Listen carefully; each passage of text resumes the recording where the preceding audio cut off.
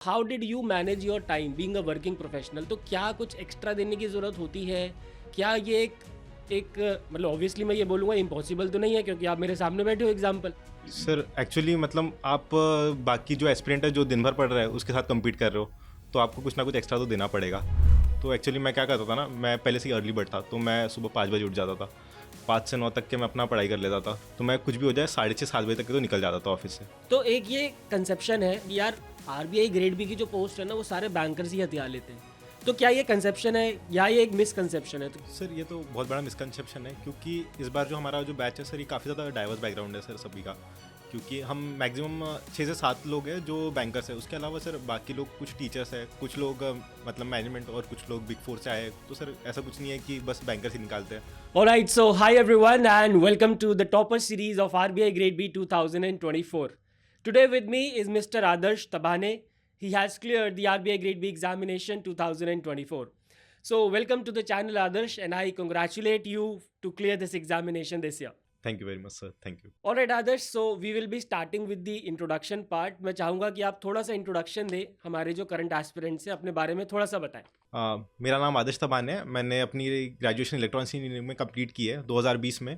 उसके बाद फिर मैंने 2022 में एज SBI PO ज्वाइन किया, और अभी 2025 में ये मेरा RBI ग्रेड बी का एग्ज़ाम हो गया है। तो अभी as RBI grade B join करूँगा मैं काफ़ी जल्दी। बढ़िया। So Adarsh, I congratulate you once again. तो हम स्टार्ट SBI PO से ही करेंगे, या इनफैक्ट मैं सबसे पहले आपसे ये जानना चाहूँगा कि ये जो RBI ग्रेड बी का एग्ज़ाम होता है इसके बारे में आपको पता कैसे चला और कब पता चला और कब आपने सोचा कि आप इसकी तैयारी स्टार्ट करेंगे?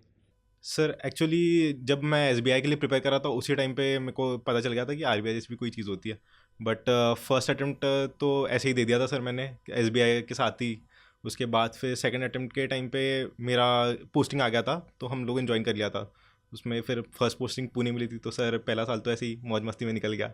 उसके बाद फिर आई रूरल पोस्टिंग। फिर तब समझ आया कि नहीं यार, यहाँ तो नहीं रह सकते, तो अभी कुछ बेटर देखना पड़ेगा। तो इसके बाद बेटर क्या, तो RBI। फिर उसके बाद फिर सर 1 साल शिद्दत से पढ़ाई की, और अभी इस साल हो गया सर RBI फाइनली। वंडरफुल। तो मतलब ये आपका तीसरा अटेम्प्ट था और हम ये कह सकते हैं कि तीसरा सीरियस अटेम्प्ट था। ठीक है, और पहला सीरियस अटेम्प्ट था और ओवरऑल तीसरा अटेम्प्ट था। चलिए ठीक है, ये भी ठीक है, दे रहा है दुरुस्त है, कोई फ़र्क नहीं पड़ता। ठीक है, तो अब एक बहुत कॉमन क्वेश्चन है आदर्श लोगों के दिमाग में, और मेरे पास ऑलमोस्ट रोज़ एक ये सवाल आता है that being a working professional how should we prepare? So how did you manage your time being a working professional? तो क्या कुछ एक्स्ट्रा देने की ज़रूरत होती है? क्या ये एक मतलब ऑब्वियसली मैं ये बोलूँगा इम्पॉसिबल तो नहीं है क्योंकि आप मेरे सामने बैठे हो एग्जाम्पल। तो कैसे मैनेज किया जाता है टाइम? सर एक्चुअली मतलब आप बाकी जो एस्पिरेंट है जो दिन भर पढ़ रहा है उसके साथ compete कर रहे हो, तो आपको कुछ ना कुछ एक्स्ट्रा तो देना पड़ेगा। आपका मतलब आप वर्किंग हो, तो सुबह या तो को ज़्यादा टाइम निकालना पड़ेगा या फिर शाम में। तो एक्चुअली मैं क्या करता था ना, मैं पहले से ही अर्ली बर्ड था, तो मैं सुबह 5 बजे उठ जाता था। 5 से 9 तक के मैं अपना पढ़ाई कर लेता था फेज़ 2 के लिए, जो कुछ है फाइनेंस मैनेजमेंट और जो कि ESI वगैरह है। और बाद में फिर मैं ऑफिस से मैं मेक श्योर कर लिया था कि जल्दी निकलना है करके। तो मैं कुछ भी हो जाए 6:30 7 बजे तक के तो निकल जाता था ऑफिस से। तो फिर ऑफिस से आने के बाद फिर 1 से 1.5 घंटा मैं फिर फेज़ 1 के लिए मतलब प्रैक्टिस ही करता था, क्वांट और रीजनिंग वगैरह जो कुछ है। ठीक है, मतलब सुबह के आप 3-4 घंटे और शाम को 2-3 घंटे। अच्छा, नेक्स्ट क्वेश्चन मेरा ये है, सबसे पहले आपने बोला कि आप 6:30-7 बजे निकल जाते थे। तो अब जो स्पेशली SBI PO के जो ऑफिसर्स हैं ना, उनका ये बहुत बड़ा ब्लॉकर रहता है कि यार हम तो ब्रांच से 8 बजे 8:30 बजे तक निकल ही नहीं पाते। तो ये आपने कैसे मैनेज किया कि आप 6:30-7 बजे निकल जाते हैं? क्या आपने शुरू से बाउंड्री बना दी थी अपने मैनेजर के सामने कि हाँ जी, मैं तो इतने बजे निकल जाऊँगा? ये सर ये क्या हुआ था ना, मैंने पहले से ही मतलब ये था कि हाँ निकलना है जल्दी, तो फिर मैं 6:30 बजे निकल जाता था। तो इसको देखते हुए मेरे मैनेजर ने भी एक बार मुझे 1-2 बार टोका था कि क्या करते हो यार, इतनी जल्दी निकले, क्या करोगे घर जाके, क्या करोगे। मैं बोला सर करना है, कुछ तो करना है दूसरा।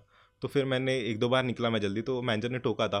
फिर उसके बाद में फिर मैं निकल जाता तब भी 6:30 बजे। तो फिर उसके बाद फिर मैनेजर ने भी सोचा कि यार क्या इसको बोल कुछ फ़ायदा ही नहीं है। तो फिर उन्होंने भी सर बोलना छोड़ दिया, और फिर बाद में फिर अच्छा हुआ कि सर 6:30 बजे निकल जाता था फिर daily. Yes, I think when there is a will there is a way. कहीं ना कहीं से रास्ता तो आपको निकालना ही पड़ेगा। इस जस्ट आप कंप्लेंट नहीं कर सकते। आपने चॉइस ली है कि हाँ मैं इस एग्जामिनेशन की प्रिपरेशन करूँगा, तो अब आपको रास्ता तो ढूंढना पड़ेगा। अब चाहे आपका मैनेजर आपसे 8 बजे जाने को बोले या 9 बजे जाने के लिए बोले, आप 9 बजे के बाद जाके पढ़िए, लेकिन पढ़ना तो पड़ेगा वो ऑफ तो है ही कोर्स, सर। उसके बिना नहीं हो सकता। ठीक है आदर्श, बढ़िया है। तो अगला सवाल जो कि मैं आपसे पूछना चाहूँगा, क्योंकि आप एक बैंकर भी हैं, तो एक ये कंसेप्शन है जो आरबीआई के एस्पिरेंट्स हैं ना, उनके दिमाग में एक ये बहुत फितूर है कि यार आरबीआई ग्रेड बी की जो पोस्ट है ना, वो सारे बैंकर्स ही हथिया लेते हैं। तो क्या ये कंसेप्शन है या ये एक मिसकंसेप्शन है? तो क्योंकि अब आपने सारे अपने जो भी फेलो आरबीआई के जिनके भी एग्ज़ाम निकले हैं उन सबसे बात कर ही ली होगी, आपको पता होगा कि कौन कहाँ से आया है। तो बताइए इसके बारे में, ये मिसकंसेप्शन है या ये सच्चाई है, ऐसा है क्या? सर ये तो बहुत बड़ा मिसकंसेप्शन है, क्योंकि इस बार जो हमारा जो बैच है सर, ये काफ़ी ज़्यादा डाइवर्स बैकग्राउंड है सर सभी का। क्योंकि हम मैक्सिमम 6 से 7 लोग हैं जो बैंकर्स है, उसके अलावा सर बाकी लोग कुछ टीचर्स है, कुछ लोग मतलब मैनेजमेंट, और कुछ लोग बिग फोर से आए, कुछ लोग सेंट्रल गवर्नमेंट में जॉब कर रहे थे, और कुछ लोग फ्रेशर है। तो सर ऐसा कुछ नहीं है कि बस बैंकर ही निकालते हैं, बाकी सारे लोगों को भी इक्वल एडवांटेज है, और सर सबके लिए सेम ही एग्ज़ाम है, सबको एक ही। यस, अच्छा यहाँ मैं हाईलाइट करना चाहूँगा माय डियर फ्रेंड्स कि फ्रेशर्स भी एग्ज़ाम निकालते हैं। बहुत सारे फ्रेशर मेरे से बात पूछते हैं कि क्या मैं फ्रेशर की तरह एग्ज़ाम निकाल पाऊँगा कि नहीं निकाल पाऊँगा। तो आप देख लो, आदर्श ने अपने आप बताया अभी कि फ्रेशर भी एग्ज़ाम निकालते हैं। ठीक है, चलिए आदर्श अब आते हैं सीधा अगले सवाल पे and that is regarding self study versus any curated course. So you you were a working professional preparing for this examination. So what do you suggest that if I am a fresher, if I have to prepare for this examination, or let's say I am a working aspirant, so should I go for self study or should I go for a course? I mean, what are your suggestions in this area? Sir मैंने तो course लिया था, क्योंकि मतलब मेरा तो पहले से टाइम क्रंच था एसबीआई पीओ के साथ में, मतलब पढ़ाई करना और उसके लिए फिर कंटेंट वगैरह देखना, तो मैंने कोर्स परचेस किया था। तो क्योंकि वहाँ पे ज़्यादा सब कुछ मतलब ऑर्गेनाइज्ड वे, और मतलब एकदम सब कुछ एक जगह पर मिल जाता था, तो इधर उधर कुछ ढूंढने की ज़रूरत नहीं पड़ती थी। तो मैंने तो कोर्स प्रेफर किया था। बट काफ़ी सारे सर मेरी सीनियर्स भी है, और अभी जो हमारी बैच के जो काफ़ी सारे स्टूडेंट्स हैं सर, सबने सेल्फ स्टडी से भी निकाला है। तो मतलब ऐसा कुछ है नहीं कि कोई सेल्फ स्टडी से नहीं निकाल सकता, तो सेल्फ स्टडी के साथ भी हो सकता है। बट अगर आपको पर्सनलाइज और एकदम ऑर्गेनाइज कंटेंट चाहिए, तो फिर आप कोर्स के लिए भी प्रेफर कर सकते हो। So basically if we summarise this, तो आइदर वे इज़ गुड, चाहे आप सेल्फ स्टडी करें या कोर्स करें, the ultimate objective is to clear this examination, right? ऐसा कुछ ज़रूरी नहीं है कि सेल्फ स्टडी ही करो, या ऐसा कुछ ज़रूरी नहीं है कि आप कोर्स लें। सो आप कैसे भी करें, it's just that you have to clear this examination. चलिए अब जल्दी से हम आ जाते हैं अपने स्ट्रैटेजी पे, जो कि मेन पार्ट है इस सेशन का। सबसे पहले हम स्टार्ट करेंगे फेज़ 1 से। आपने फेज़ 1 के लिए क्या क्या किया, कौन कौन से क्या क्या कितने आपने मॉक टेस्ट लगाए, कैसे कैसे प्रैक्टिस किया? So subject wise will start, so let's start from quant. Sir quant के लिए मतलब मैं जब एसबीआई पीओ के लिए प्रिपेयर कर रहा था, तभी मतलब सारे कंसेप्ट्स वगैरह क्लियर तो थे ही। तो मतलब अभी बस आरबीआई के लिए मेरे को बस प्रैक्टिस करनी थी, तो मैंने सिर्फ सर प्रैक्टिस पे ही फोकस किया। जो मैंने कोर्स परचेस किया था उसके अंदर ही कंटेंट था, तो मैं वही क्वेश्चंस मतलब लगाते रहता था। तो मतलब दिन के जो मैंने आपको बताया, जो इवनिंग में जो मेरा पार्ट था सर, मैंने उसको स्पेशली फेज़ 1 के लिए डेडिकेट किया था। तो मैं आने के बाद में फिर 1 से 1.5 घंटा सर वही क्वांट के क्वेश्चन पढ़ते रहता था सर, वही सॉल्व करना था। ठीक है, तो मेजरली प्रैक्टिस क्वांट में आपने केवल प्रैक्टिस करी। लेकिन चलिए, अब कोई बच्चा अगर आज से शुरू कर रहा है, आपने जब एसबीआई पीओ की प्रिपरेशन शुरू करी थी, उस समय क्वांट कैसे पढ़ना शुरू करा था? सर मतलब मैंने कैट के लिए प्रिपेयर किया था, तो मेरा तो क्वांट वहाँ से हो गया था। बट उसके बाद फिर मतलब ये एग्ज़ाम्स जो है सर, ये कुछ ज़्यादा डिमांड करती है, तो मतलब इसमें ट्रिक्स और बाकी जो सारी चीज़ें हैं सर, इसके लिए फिर मैंने एक आशीष अरोड़ा सर करके है, तो वो यूट्यूब पे पढ़ाते हैं। तो मैं सर उनके भी वीडियोस देखे थे काफ़ी सारे, तो फिर वहाँ से काफ़ी ज़्यादा हेल्प हुई। तो सर फिर उनके ट्रिक्स वगैरह जो थे वो वगैरह यूज़ की थी। ठीक है, बेसिकली आपने यूट्यूब वीडियोस की मदद ली थी। ठीक है, आगे और सब्जेक्ट्स पे आते हैं। क्वांट हो गया, रीजनिंग, इंग्लिश और जीए। सर रीजनिंग के लिए भी सर मैंने सेम जैसे बताया प्रैक्टिस ही करता था सर। प्रैक्टिस के अलावा कुछ है ही नहीं रीजनिंग में, ऐसा कुछ है नहीं कि कुछ को आपको बाहर से पढ़ना है। बस वही है सर, जो कुछ है सर उसमें आपका हाथ बैठना चाहिए। बस वही सर प्रैक्टिस ही है रीजनिंग के लिए तो। और देन फिर इंग्लिश सर, मेरा पहले से इंग्लिश मीडियम था, तो फिर मतलब इंग्लिश में इतनी ज़्यादा कोई दिक्कत थी नहीं, तो मैंने इंग्लिश के लिए ज़्यादा उतना फोकस नहीं किया। बट इंग्लिश के लिए भी काफ़ी ज़्यादा मतलब आप मतलब कई सारे यूट्यूब चैनल है, वहाँ से प्रिपेयर कर सकते हो मतलब। ठीक है, अब आते हैं जनरल अवेयरनेस पे, जो कि बहुत ही टिपिकल पार्ट है। जनरल अवेयरनेस में बहुत सारे लोगों को बहुत सारे इश्यूज होते हैं। तो जनरल अवेयरनेस में आपकी क्या स्ट्रैटेजी थी? सर जनरल अवेयरनेस के लिए सर मैंने कभी फेज़ 1 और फेज़ 2 को दोनों को अलग नहीं रखा था सर। और ये मतलब काफ़ी सारे एस्पिरेंट्स सर ये भूल करते हैं कि फेज़ 1 और फेज़ 2 के लिए अलग पढ़ते हैं, ये जो कि नहीं करना चाहिए। तो फेज़ 1 और फेज़ 2 आपको दोनों साथ में ही करना है। जैसे सर आपका जो PIB 247 के वीडियोज़ आते हैं सर, वो काफ़ी ज़्यादा हेल्पफुल थे। और इसके साथ में फिर RBI 247 के लिए भी काफ़ी ज़्यादा मतलब यूट्यूब पे सोर्स अवेलेबल है। और इसके अलावा मैंने मतलब डेली जो करंट अफेयर्स थे उसके लिए करंट अफेयर्स फंडा नाम का चैनल है, वो उनके काफ़ी ज़्यादा शॉर्ट और काफ़ी ज़्यादा क्रिस्पी वीडियोज़ होते हैं, तो मैं वो प्रेफर करता था सर, वहाँ वो देखता था मैं। मतलब कैसे 20 मिनट में सर उनका दिन का पूरा न्यूज़ कवर कर देते थे वो, तो सिर्फ मैं उसको डेली फॉलो करता था। उसके बाद फिर और मंथली जो मैगजीन्स होती थी सर वो पढ़ लिया करता था, तो इससे रिवीजन हो जाता था वापस से। ठीक है, कितने महीने का करंट अफेयर्स आपके हिसाब से ज़रूरी है? सर 6 महीने का इनफ है, बट मैंने 8 महीने का कर लिया था सर, क्योंकि मैं जैन से मतलब कंटिन्यूसली देख रहा था, तो मतलब एग्ज़ाम आते आते सर 8 महीने हो गए थे मेरे। राइट, तो आई थिंक मुझे लगता है कि जनरल अवेयरनेस में आपने ये बहुत अच्छी बात बताई कि फेज़ 1 और फेज़ 2 जैसा अलग कुछ नहीं होता है। अब फेज़ 1 और फेज़ 2 कंबाइन हो चुका है। जैसे हमने देखा 2024 में बहुत सारे क्वेश्चन फाइनेंस करंट अफेयर्स से आए थे। तो ऐसा हम नहीं कर सकते कि फेज़ 1 में केवल हम जनरल करंट अफेयर्स पढ़ के जाएँ। मतलब बेसिकली हमें पीआई भी पढ़ना है, फाइनेंस करंट अफेयर्स पढ़ना है और जनरल करंट अफेयर्स पढ़ना है, दोनों फेजेस के लिए। ठीक है, जो और कम से कम 6 महीने का करके जाना है। राइट, चलिए ठीक है, अब आते हैं फेज़ 2 पे। तो फेज़ 2 में हमारे पास आदर्श 3 सब्जेक्ट्स हैं, ईएसआई, एफएम और इंग्लिश। तो हम ईएसआई से स्टार्ट करते हैं कि आपने क्या क्या आपने स्ट्रैटेजी फॉलो करी to prepare for ESI. Sir ESI के लिए तो मैंने सबसे पहले जो कहते हैं आरबीआई के सिलेबस में जो कुछ यानी कि टॉपिक्स मेंशन किए हैं उन सबका स्टैटिक पार्ट देख लिया था। स्टैटिक पार्ट मतलब डायरेक्टली आता तो नहीं एग्जाम में, बट इस अगर स्टैटिक पार्ट कवर कर लोगे तो आपको आगे कोई आंसर्स लिखने के लिए काफ़ी ज़्यादा हेल्प हो जाएंगे, आपका उसमें काफ़ी ज़्यादा कंटेंट रहेगा। तो पहले तो जो स्टैटिक पार्ट है वो कवर करना, और उसके बाद फिर जो डेली आप न्यूज़ देख रहे हो सर उसके ऊपर फिर मतलब आप न्यूज़पेपर वगैरह पढ़ के अपना ओपिनियन बनाना चाहिए उस चीज़ को लेकर, तो वो बहुत ज़्यादा हेल्पफुल होगा। और मतलब इसमें डेटा वगैरह और फैक्ट्स वगैरह काफ़ी ज़्यादा मतलब हेल्पफुल हो गया आंसर राइटिंग के लिए, तो उस पर फोकस करना चाहिए ईएसआई के लिए। ठीक है, इसके अलावा और जैसे ऑब्जेक्टिव के लिए प्रैक्टिस या आंसर राइटिंग के लिए? सर आंसर राइटिंग मतलब ये तो मतलब सारे कैंडिडेट्स इसको क्या कहते हैं इसको इग्नोर कर देते हैं, बट आंसर राइटिंग सर बहुत ज़्यादा डिमांडिंग है इसके लिए आरबीआई के लिए, और मतलब 66% वेटेज तो आंसर राइटिंग का ही है, तो आपको आंसर राइटिंग की तो प्रैक्टिस करनी ही है सर। मतलब आप ऐसे मतलब नींद से उठ के बोल नहीं सकते कि अगले दिन मैं आके आंसर राइटिंग कर लूँगा करके, सर ऐसा नहीं होता। मतलब मैंने भी इसके लिए मतलब कम से कम 4 से 5 महीने सर मैंने आंसर राइटिंग के लिए किया है, और स्पीड भी बनानी पड़ती है, क्योंकि मतलब 60 मिनट के अंदर आपको 2000 वर्ड्स लिखना है, तो मतलब अच्छी खासी स्पीड चाहिए टाइपिंग के लिए। मैंने स्ट्रगल तो किया पहले स्टार्टिंग में, बट हो गया सर, आखिरी में आते आते बन गई थी अच्छी खासी स्पीड। राइट, तो आई थिंक मैं यहाँ पे हाईलाइट करना चाहूँगा कि 4 से 5 महीने की प्रैक्टिस लगी है आंसर राइटिंग को अच्छा बनाने के लिए। तो आप लोग भी प्लीज़ इस बात को नोटिस करिएगा। ठीक है, अब एफएम पे आते हैं, फाइनेंस एंड मैनेजमेंट। अच्छा, फाइनेंस मैनेजमेंट आपका तो नॉन कॉमर्स बैकग्राउंड था। अब ये भी बड़ा वो रहता है कि यार मैं नॉन कॉमर्स बैकग्राउंड से हूँ, मैं तो साइंस से हूँ या ह्यूमैनिटीज़ से हूँ, तो मैं तो फाइनेंस कैसे पढ़ूंगा या मैं मैनेजमेंट कैसे पढ़ूंगा? तो बताइए क्या करा आपने? सर मैनेजमेंट के लिए तो बेसिकली जो स्टैटिक में जो आरबीआई के सिलेबस में है सर, उसके अलावा आपको कोई बाहर जाना ही नहीं है। तो स्टैटिक में तो आरबीआई का जो सिलेबस है सर वो तो गो टू है, और उसके अंदर में भी कुछ टॉपिक्स है जैसे पर्सनालिटी, और उसके अंदर में बाकी जैसे ये थेरीज कम्युनिकेशन। कम्युनिकेशन है, और इसके अलावा में मोटिवेशन है, लीडरशिप है सर, ये तो क्लासिक टॉपिक्स है, इनमें से क्वेश्चन बनने ही है, तो इसको तो आपको बाय हार्ट कर लेना है, इसको छोड़ ही नहीं सकते आप। और इसके बाद फिर इसके अलावा फाइनेंस के लिए सर इस बार तो फाइनेंस मतलब कहाँ से आया था किसी को पता ही नहीं है।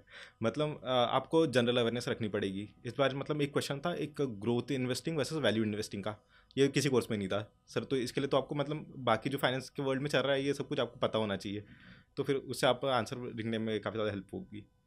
ठीक है, तो बेसिकली आप सिर्फ फाइनेंस के स्टैटिक पोर्शन पे कंसंट्रेट ना करके आपको ओवरऑल आइडिया होना चाहिए कि इस देश दुनिया में क्या चल रहा है, राइट? तभी आप लिख पाओगे, राइट? जो ग्रोथ एंड वैल्यू इन्वेस्टमेंट वाला क्वेश्चन आया था, ऑफ कोर्स वो किसी भी कोर्स का पार्ट नहीं हो सकता, और इनफैक्ट किसी स्टूडेंट ने पढ़ा भी नहीं होगा। वो एक करंट अफेयर से क्वेश्चन उठा था, एक करंट ट्रेंड से क्वेश्चन उठा था, तो वहाँ से फिर मतलब बेसिकली अब ये है कि इस एग्ज़ाम की डिमांड हो चुकी है कि हमें अब सिर्फ स्टैटिक पे भरोसा नहीं करना है, हमें करंट पे भी भरोसा करना है। जैसे हमने 2023 में देखा था ईएसआई के पेपर में 3 क्वेश्चन डायरेक्टली रिपोर्ट से आए थे, है ना? तो अब हो सकता है 2025 में गवर्नमेंट स्कीम से आ जाएं या किसी और करंट टॉपिक से आ जाएं। इस बार तो नहीं थी गवर्नमेंट स्कीम्स के ज़्यादा questions, but you never know. You never know, yes. अच्छा, अगला इसी में मैं पूछना चाहूँगा, जैसे एफएम पे भी हम आ गए, इंग्लिश डिस्क्रिप्टिव पे जाने से पहले गवर्नमेंट स्कीम हमारा छूट गया एरिया, तो गवर्नमेंट स्कीम्स की तैयारी कैसे करनी चाहिए? सर गवर्नमेंट स्कीम्स के लिए तो मनीष सर के अलावा किसी को देखना ही नहीं है सर आपको। मनीष सर के जो भी वीडियोस है सर, ये आपके जो मतलब वीडियोस थे मैराथन सेशंस या फिर जो कुछ मतलब गवर्नमेंट स्कीम के वीडियोस थे सर, मैंने तो बाय हार्ट कर लिए थे। मतलब मैं सब कुछ यानी कि आपको ही फॉलो किया था सर। तो गवर्नमेंट स्कीम तो सर, और इस बार मतलब 2 क्वेश्चन बने थे, एंड एक वात्सल्य स्कीम के ऊपर से बना था। एनपीएस वात्सल्य आया था बजट में, तो इन लोगों ने एनपीएस वात्सल्य नहीं पूछा, वात्सल्य स्कीम जो बहुत पहले की थी उसके ऊपर एक क्वेश्चन बना दिया। तो आपको मतलब यानी कि करंट जो मतलब न्यूज़ में है ना स्कीम, फिर उसके ऊपर ही फोकस करना है। हर एक स्कीम को मतलब पढ़ने की ज़रूरत नहीं है, बट जो मतलब न्यूज़ में है स्कीम सर उसको तो आपको छोड़ना नहीं है, क्वेश्चन बन सकते हैं सर। ठीक है, गवर्नमेंट स्कीम्स में एक्चुअली जो बहुत ज़्यादा कन्फ्यूजन है वो रहती है कि इतना सारा रिटेन कैसे करें हम, जैसे करंट अफेयर्स भी है, बहुत सारी एनुअल सर्वेज हैं, रिपोर्ट्स हैं, इंडाइसेस हैं, तो रिटेंशन को लेके आप थोड़ा सा बताइए कि क्योंकि ऑब्वियसली आपको ने भी रिटेन किया होगा तभी आप आंसर लिख पाए होंगे, तो रिटेंशन के लिए आप क्या करते थे? सर मल्टीपल रीडिंग्स, इसके अलावा तो कोई ऑप्शन ही नहीं है किसी के पास में। ऐसा है नहीं कि वो एक बार पढ़ लेगा और सब कुछ याद रह जाएगा, तो इसको तो आपको मल्टीपल बार रीड करना ही है। मैंने कम से कम सर 3 से 4 बार तक रीड करा है सब चीज़ों को। यस, मैं भी ये बात बोलता हूँ बार बार एस्पिरेंट से, कैंडिडेट से, कि भाई एक ही तरीका है, there is no other way out, कि आप किसी चीज़ को रिटेन करने के लिए कोई ऐसा गुरु मंत्र नहीं है या कोई ट्रिक नहीं है। आई थिंक एक ही तरीका है कि आप उसको बार बार पढ़िए, 3 बार नहीं हो रहा 4 बार पढ़िए, 4 नहीं हो रहा 5 बार पढ़िए, तभी हो सकता है वो, अदरवाइज हो नहीं सकता है। ठीक है, चलिए अब हम आते हैं वापस इंग्लिश डिस्क्रिप्टिव के लिए क्या किया आपने? सर मैं गवर्नमेंट स्कीम के लिए और एक बात बोलना चाहूँगा कि गवर्नमेंट स्कीम के लिए सर मतलब मेनली मतलब क्वेश्चन इसके ऊपर बनते हैं बेनिफिशियरी कौन होगा स्कीम का। तो बेनिफिशियरी जो है ना उसका क्राइटेरिया सर थोड़ा मतलब अच्छे इन डेप्थ में पढ़ लेना चाहिए, क्योंकि सर एक मोस्टली क्वेश्चन उसके ऊपर ही बने हैं कि इसका बेनिफिशियरी कौन है, मतलब तो उसमें से आपको निकालना पड़ता है कि कौन इसमें से बेनिफिशियरी है। तो सर वो एक थोड़ा मतलब उसके ऊपर ज़्यादा फोकस करना चाहिए गवर्नमेंट स्कीम में। ठीक है, वंडरफुल। अभी आते हैं इंग्लिश डिस्क्रिप्टिव पे। तो इंग्लिश डिस्क्रिप्टिव के लिए क्या करना चाहिए, कुछ अलग से करना चाहिए या फिर क्या आपने क्या किया बताइए? सर मतलब इंग्लिश डिस्क्रिप्टिव के लिए एग्जैक्टली मतलब ऐसा कुछ ज़्यादा करने की ज़रूरत नहीं, क्योंकि आप जो ईएसआई और मतलब फाइनेंस और मैनेजमेंट के लिए जो पढ़ोगे ना, ये सब कुछ ज़्यादा हेल्प कर लेगा आपको वहाँ पर। तो मतलब वहाँ पे एकदम ज़्यादा फोकस करने की ज़रूरत नहीं है, बट वहाँ पे जो है ना अपना ये होता है प्रेसी राइटिंग और रीडिंग कंप्रेंशन, सर उसके लिए तो प्रैक्टिस करनी पड़ेगी। क्योंकि प्रेसी मतलब लोगों को लगता है कि बस जो दिया हुआ है पैराग्राफ उसको ही छाप देना है, नहीं वैसे नहीं करना है सर। उसको सर अपने लैंग्वेज में लिखना है और उससे ही मार्क्स आएंगे। आप लिख के छाप दोगे सर वो तो डायरेक्टली आपको डिस्क्वालीफाई कर जाओगे बात पे। और रीडिंग कंप्रेंशन के सर 5 क्वेश्चन बनते हैं, 5 के 5 क्वेश्चन मतलब जो कुछ दिया हुआ है सर उसमें से ही निकालना है, बस वही आपको अपने वर्ड्स में लिखना है सर। आप कैसे मतलब समझते हो सर, इसके लिए तो आप न्यूज़पेपर अगर रीड कर सकते हो, और बाकी रीडिंग की हैबिट ज़्यादा हेल्प करेगी सर इस चीज़ में। ठीक है, एसेज को लेके, अच्छा अब स्टूडेंट मेरे से बार बार बोलते हैं कि आप हमें कुछ सैम्पल एसेज दे दो और शायद उसमें से आ जाए। तो आपका आपका क्या नज़रिया है, आपका क्या व्यू पॉइंट है इसके बारे में कि एसेज को टैकल किया कैसे किया जाए? जैसे आपने बताया कि ईएसआई एफएम पढ़ रहे हो तो वो मदद करता है, कैसे मदद करता है? सर जैसे देखिए इस बार एक आया था टॉपिक इस पे वर्क लाइफ बैलेंस के ऊपर, कुछ तो समथिंग वर्क लाइफ बैलेंस का कुछ तो एक था टॉपिक, क्योंकि अभी रिसेंट में ही कहते हैं एक ई एंड वाई के एम्प्लॉय ने सुसाइड कमिट किया था उसको लेकर। तो सर वो एक ट्रेंडिंग टॉपिक था, तो उसके ऊपर आ गया। और मतलब वर्क लाइफ बैलेंस तो हमारा हिला ही रहता है, तो फिर वो तो सर बिल्कुल एकदम दिल के पास था कोई टॉपिक, तो सर उसमें लिखने के लिए कोई कमी थी नहीं। तो सर मैंने तो वो अटेम्प्ट किया था, तो वो मैं छाप के आ गया सर उसको पूरा का पूरा। एकदम वर्ड भी एक्सीड हो रहे थे बट लिखने नहीं दिया सर उसने। तो मतलब जो करंट में हो रहा है जैसे एआई वगैरह के ऊपर, उसके ऊपर भी क्वेश्चन बना था सर। तो मतलब जो करंट में टॉपिक चल रहा है उससे रिलेटेड मतलब आता ही है, तो वो आपको देखना है। और इस बार एक शायद से एक क्या कहते हैं इसको, एक कोई तो टॉपिक पे एक कोड दिया था, वो कोड को एक्सप्लेन करना था, जैसे यूपीएससी में होते हैं ना क्वेश्चन, वैसा एक क्वेश्चन आ गया था सर। मतलब तो आप कुछ सोच के ऐसा प्लान नहीं है, बट हाँ जो करंट में टॉपिक्स है सर वो हेल्पफुल है। बेसिकली करंट ट्रेंड्स देखने हैं, और बाकी आपको ईएसआई और एफएम तो मदद करेगा ही करेगा। जैसे 2023 में there was an essay that was completely based on the topic of management, है ना? तो आई थिंक वहाँ पे आपकी जो मैनेजमेंट की पढ़ाई है वो आपको मदद करेगी। ठीक है, इंग्लिश डिस्क्रिप्टिव हो गया। अब आओ मॉक टेस्ट पे आते हैं। आदर्श, मॉक टेस्ट का दोनों फेजेस में बताइए, what is the role of mock test in both the phases, phase 1 and phase 2? Sir mock test का मतलब इंपॉर्टेंस को सर मैं डिफाइन नहीं कर सकता सर। मॉक टेस्ट बहुत ज़्यादा इंपॉर्टेंट है, आपको उस वो फील देता है कि सर एक रियल एग्जाम में क्या होने वाला है आपके साथ में। तो मतलब उससे प्रैक्टिस भी हो जाएगी एक तो आपकी। और मतलब मॉक टेस्ट मैंने तो शायद से फेज़ 1 के लिए मैंने 20 के अराउंड मॉक टेस्ट दे दिए होंगे। मैंने जो कोर्स लिया था उसमें 10 मॉक टेस्ट अवेलेबल थे, और बाकी जो फ्रीली अवेलेबल है जैसे टेक्स्ट बुक पे भी एक दो कुछ फ्री अवेलेबल थे, एग्ज़ाम भी से भी मैंने एक दो उठा लिए थे, और बाकी ऑलिव बोर्ड वगैरह जैसे सारी प्लेटफॉर्म से सर मैंने जो फ्री अवेलेबल थे वो सारे मॉक टेस्ट दे दिए थे। तो मॉक टेस्ट का तो सर बहुत ज़्यादा इंपॉर्टेंस है। ठीक है, ठीक है, मॉक टेस्ट देना एक बात है, हाँ। और मॉक टेस्ट की एनालिसिस करना दूसरी बात है। तो अब मैंने मान लेते हैं कि मैं इस बार तैयारी कर रहा हूँ, मैंने 50 मॉक टेस्ट लगा दिए बट उसकी एनालिसिस नहीं करी। सर फिर तो कोई मतलब ही नहीं है सर इस चीज़ का।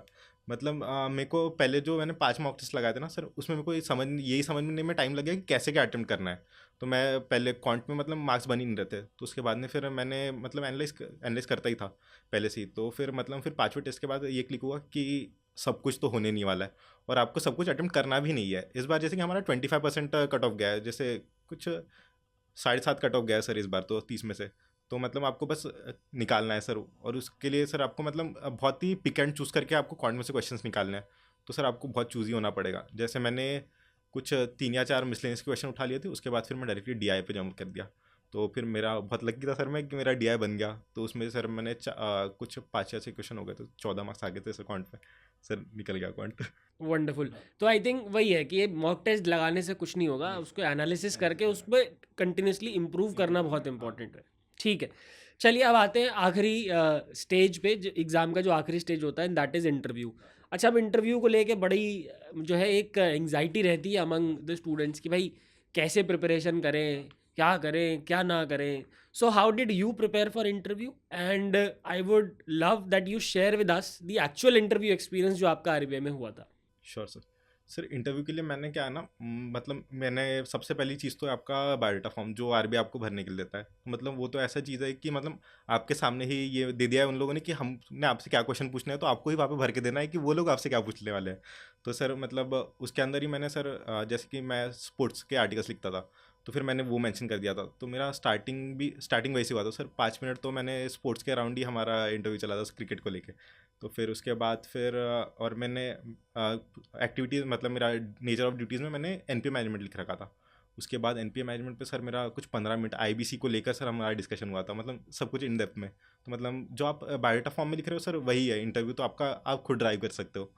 और इसके लिए सर प्रिपरेशन के लिए सर मैंने सारे मतलब जितने भी प्लेटफॉर्म्स थे उन सब के कहते मॉक इंटरव्यूज़ लगा दिए थे।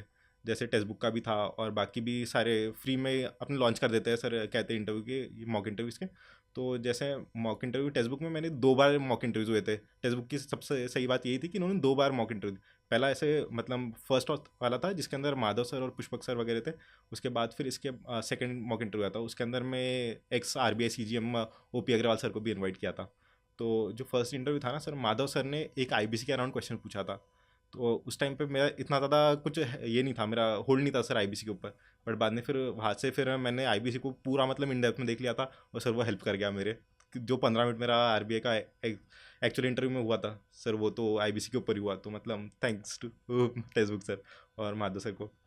जी, तो ये तो हो गया प्रिपरेशन का। तो प्रिपरेशन करते वक्त अच्छा, अब एक सवाल और रहता है कि while preparing for the interview should we go through all these current affairs magazines, या फिर हमें न्यूज़पेपर से ही अपने आप को अपडेट रखना चाहिए? आपने क्या करा था अपने आप को? क्योंकि ऑब्वियसली जब आप इंटरव्यू देने गए होगे तो करंट से अपडेटेड रहे होगे आप भी।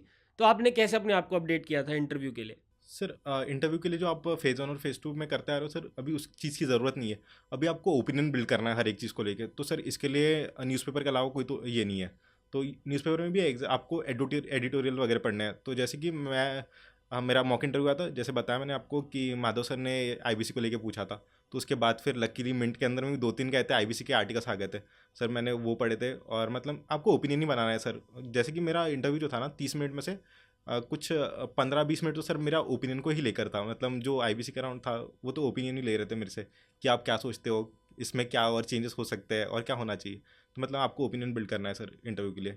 और इसके अलावा सर बस आपकी जो प्रोफाइल है सर उससे आप मतलब हर एक चीज़ को लेके मतलब आप जो जो एक एक वर्ड आप बायोडाटा फॉर्म में भर रहे हो ना, उसको उसको लेके आपको प्रिपेयर रहना है हर एक चीज़ को लेके। एक्चुअली बायोडाटा जो आपने ये एक बात बोली मेरे को बड़ी अच्छी बात लगी कि आप उनको लिख के दे रहे हो कि आप से वो क्या सवाल करें। तो इसीलिए बायोडाटा में बहुत ध्यान से और बहुत अच्छे से भरना चाहिए, हाँ बिकॉज आपका इंटरव्यू फिर आप चाहोगे, आप जैसे चाहोगे वैसे हाँ सर। चल सकता है। Yes sir. ठीक है, एक्चुअल इंटरव्यू का एक्सपीरियंस बताओ, कैसा था एक्सपीरियंस? सर पैनल कैसा था? स्ट्रिक्ट था, कॉर्डियल था? पैनल ने आई मीन कोऑपरेट किया आपके साथ, या ग्रिलिंग हुई बहुत ज़्यादा? किस तरीके का एक्चुअल इंटरव्यू एक्सपीरियंस था? सर मेरा तो काफ़ी सही एक्सपीरियंस था। काफ़ी ज़्यादा कोऑपरेटिव थे पैनलिस्ट वगैरह। तो मतलब मैं जैसे ही गया तो मेरा पहले ही मतलब उन्होंने एसबीआई को लिख के मतलब एक पूछा था क्वेश्चंस कि एसबीआई में कितने सर्कल्स हैं। तो उस टाइम पे सर्कल रैशनलाइजेशन का प्रोसेस चल रहा था हमारे इधर। तो उस टाइम 17 थे, तो 17-18 के अराउंड कुछ तो सर्कल्स थे। तो मैंने उस टाइम पे बोल दिया sir sorry sir I am not having the exact numbers. तो मेरा पहला ही मतलब हो गया था कि यार पहला ही क्वेश्चन है, उस पर ही मैंने नहीं बोल दिया। पर बाद में फिर उन लोगों ने काफ़ी ज़्यादा हेल्प करी। और मतलब यानी कि ऐसे है कि वो भी चाहते हैं कि सर वो आपको सिलेक्ट करना चाहते हैं, अभी आपको रिजेक्ट नहीं करना है। रिजेक्शन का प्रोसेस हो गया है, अभी उनको आपको सिलेक्ट करना है। तो फिर सर वो भी कहते हैं यही देखते हैं कि आप में से बेस्ट निकाल पाए वो। तो फिर जिस चीज़ के अराउंड आप कंफर्टेबल हो सर उसके अराउंड ही ज़्यादातर क्वेश्चंस हो गए। वो भी आपको मतलब ऐसे चांसेस देंगे कि हाँ जिस पे आप आंसर कर सको। आपको मतलब अगर कोई चीज़ नहीं आ रही है तो वो उस पर ज़्यादा ग्रिलिंग नहीं होती है। बट अगर आप मतलब अगर एक क्वेश्चन है उसका आप आंसर दे रहे हो तो फिर उसके ऊपर वाले कहते हैं क्वेश्चन के लिए भी आपको रेडी रहना चाहिए। मतलब जैसे कि मेरे को आईबीसी का उन्होंने पूछा था। तो आईबीसी को लेके मतलब पहले उन्होंने ये पूछा कि आईबीसी क्या है। बट बाद में फिर उसके ऊपर में फिर हर एक चीज़ को लेके उसके ऊपर में आईबीसी के अंदर में क्या फ्लॉज है, क्या उसके ऊपर में और क्या इम्प्रोवाइजेशन हो सकता है, तो सर मतलब आपको इन डेप्थ नॉलेज होनी चाहिए जो आप बोल रहे हो उस चीज़ की। और अगर नहीं आता है तो प्लेनली आप नहीं आता है सर बोल सकते हो, मतलब वो कोई कहते हैं इस चीज़ का कोई बुराई नहीं है सर। बिना काम के कुछ मतलब एक्स्ट्रा बोल के फंसने से अच्छा ही है कि जो नहीं आता सर नहीं आता बोल के निकल लो।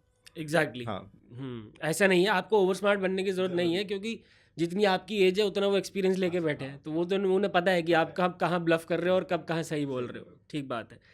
ठीक है आदर्श, बस यही बातचीत करना चाह रहा था मैं आपसे। आई होप कि जो हमारे करंट एस्पिरेंट्स हैं उनको आपकी स्ट्रैटेजी से काफ़ी मदद मिलेगी। कोई चलते चलते अगर आप कोई आखिरी मैसेज आप हमारे करंट एस्पिरेंट्स को देना चाहते हैं तो यू आर मोस्ट वेलकम। मैं एक ही मैसेज देना चाहूँगा कि बी कंसिस्टेंट और मतलब मैनिफेस्ट करो इस चीज़ को कि आप आरबीआई में आना चाहते हो सर, वो काफ़ी ज़्यादा वर्क करता है। मैंने मैनिफेस्ट किया था कि सर आरबीआई में जाना है, मैंने जब टाइम टेबल बनाया था मैंने उसके नीचे ही लिख दिया था कि मैंने साइन करी थी, उसके नीचे लिख दिया था कि आरबीआई ग्रेड बी ऑफिसर 2024, और अभी सर वही मैनिफेस्टेशन काम कर रही है। चलिए wonderful. So it was nice talking to you Adarsh. I wish you a great career ahead at RBI. All right, guys. So that was Mr. Adarsh Tabhane for us, and I hope you guys have learned something from his strategy. And I will be coming up with more same strategy videos. Stay tuned. Goodbye. Take care, and God bless.